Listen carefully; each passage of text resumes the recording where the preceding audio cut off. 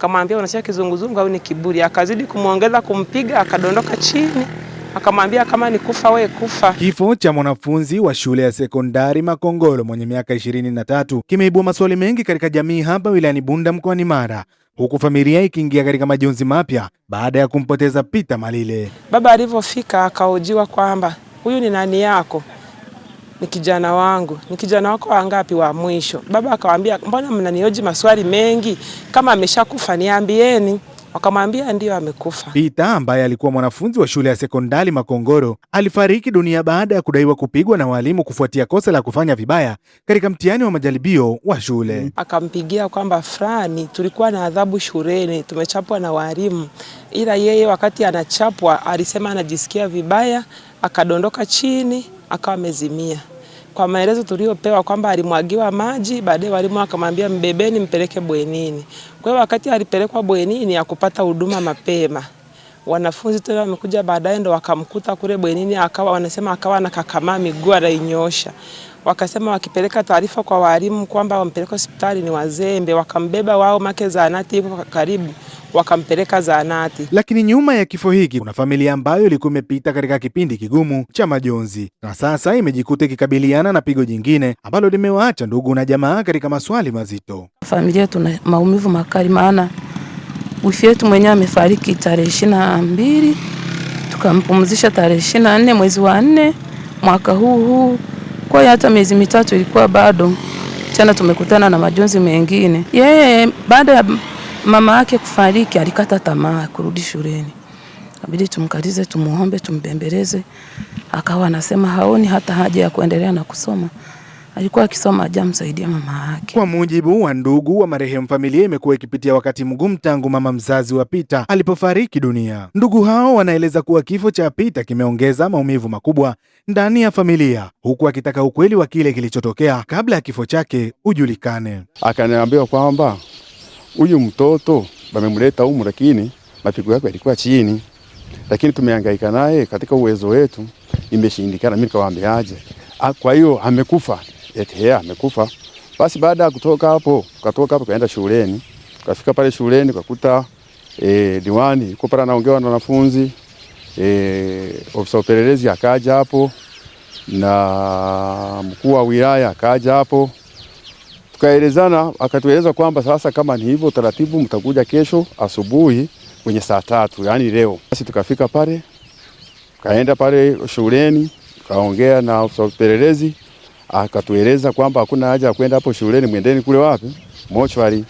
Basi tukafika pale mochwari, kaangaika pale, tukasimama, utaratibu wote ukafanyika. Ikabidi sasa mkoa waagize uchunguzi uje ufanyike hapa Musoma, hospitali ya manispaa. Na muda huo ndiko sasa hivi tuko hapa kwa sababu ya uchunguzi wa marehemu. Lakini kwa taarifa ile inaonekana walimu walimchapa. Kila mwalimu alikuwa akipita na fimbo anachapa. Kila mwalimu alikuwa akipita anachapa. Kila basi mwanafunzi akamwambia hivi, jamani nimechoka, mnaomba mnisamee. Akasema atukusamee. Kuna mwingine mwalimu ni albino, ndio akaongezea na fimbo tena akazimia mtoto wangu. Sasa hivi kinachoendelea hapa ni maana hapo uchunguzi unaendelea huko ndani, na sisi bado tuko hapa nje tunasubiria kwamba tujue kwamba uchunguzi umefikia wapi. Kumaliza hapa tunaondoka hapa tunaenda nyumbani. Yaani nimetokea kwa masikitiko sana, tena kwa maumivu. Yaani kwa maumivu ambao sasa yani hata sikutegemea kwamba itakuwa hivyo. Yule chuze ni wani yule student anawakilisha shule alikuwa ni yeye. Ndio maana hata mtihani wa mwisho yeye ndio alikuwa mtu wa kwanza pale Perazia kwenye fomu, alipata wani ya point 14. Advance. Tu ya mwisho akasema akiongeza jitihada kidogo angepata vizuri, tofauti na huo msibu ukome mchanganya. Kwangu alikuwa ni mwanafunzi bora, sio kwamba alikuwa ajui. Yaani anajua. Nilichokuwa niombe angalau jamii pamoja na walimu na serikali kwa ujumla iweze kutengeneza mazingira mazuri ya kuweza kusababisha wanafunzi waweze kusoma bila kupata adhabu kali. Ninachoomba kikubwa, basi baada ya uchunguzi matokeo yaonekane kweli, na kama kutakuwepo na kuonyesha kwamba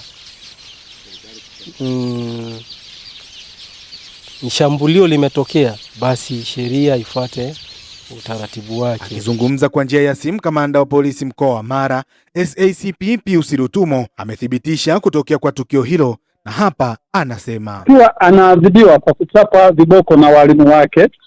Alizidiwa kwa kuishiwa nguvu mwilini, hali iliyopelekea kupelekwa hospitali ya wilaya ya Bunda kwa matibabu, na wakati anaendelea na matibabu majira ya saa 10:30 za jioni alifariki dunia. Kutokana na tukio hilo, walimu 6 wanashikiliwa na jeshi la polisi kwa mahojiano, lakini wakati huo huo uchunguzi wa jeshi la polisi kwa kushirikiana na taasisi nyingine za kiuchunguzi hususan madaktari, zoezi hilo linaendelea, na taarifa kamili ya chanzo cha kifo cha huyu mwanafunzi zitaendelea kutolewa kwa kadri madaktari watakavyobaini nini hasa kimesababisha kifo cha huyo mwanafunzi. Hata hivyo, taarifa za awali zinaonekana huyu mwanafunzi alipata mshtuko na hivyo akawa na presha ya kushuka. Sasa hizi ni taarifa za awali ambazo si za kitaalamu. Na sasa familia inasubiri majibu. Peter alipoteza maisha vipi na nani anapaswa kuwajibika? Majibu hayo sasa yako mikononi mwa uchunguzi wa jeshi la polisi. Gabon Mariba, Inland TV, Mara.